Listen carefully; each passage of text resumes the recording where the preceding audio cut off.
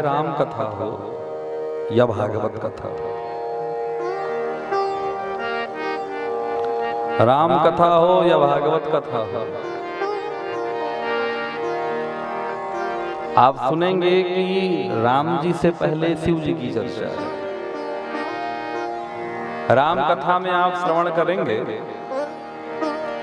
कि श्री भारद्वाज मुनि ने याज्ञवल्क्य ऋषि से पूछा,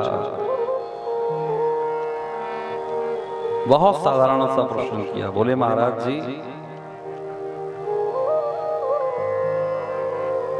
राम कवन मैं पूछा तो ही कहा हूँ बुझाई, कृपा निधि मोहि राम कवन। क्या पूछा महाराज जी, ये राम जी कौन है? कथा का प्रारंभ हुआ, भारद्वाज ऋषि ने श्री याज्ञवल्क्य जी से पूछा कि राम जी कौन है।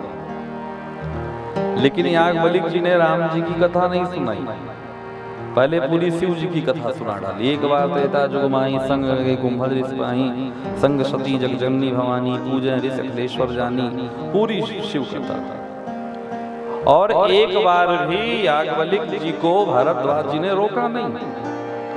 और जब पूरी शिव विवाह की कथा श्रवण करा दिए तो याज्ञवल्क्य जी ने भारद्वाज जी से कहा कि ऋषिवर, आपने हमसे राम कथा पूछी थी, हमने आपको शिव कथा सुनाई, लेकिन आपने एक भी बार टोका नहीं।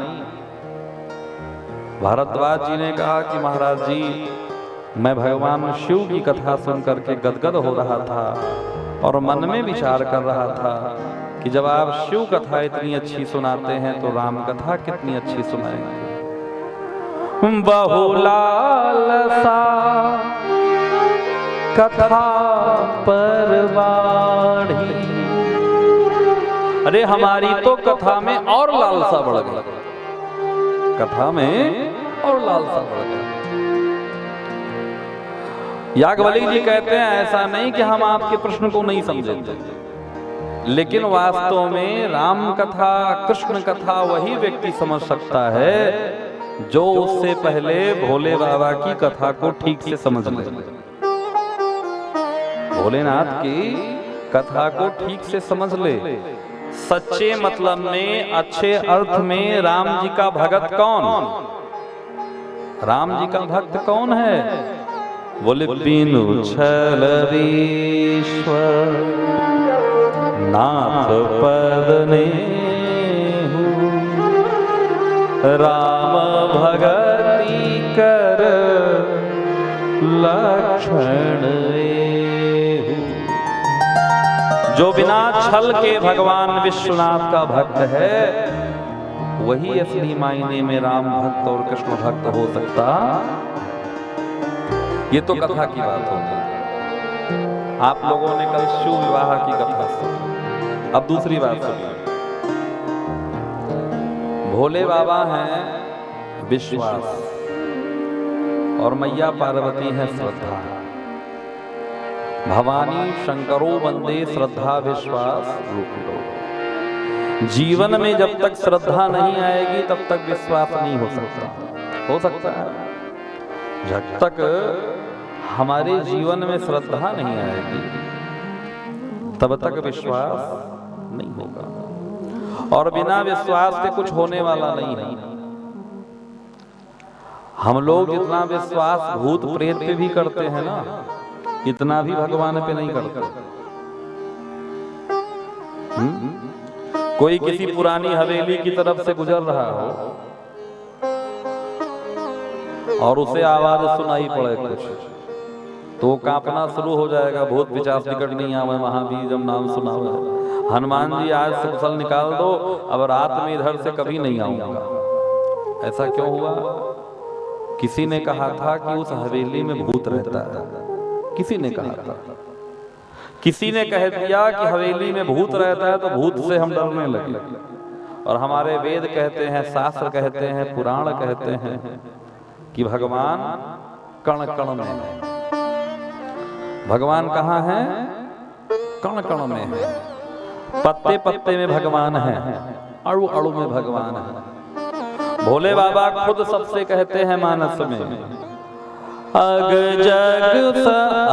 जग में सब राहत विरागी,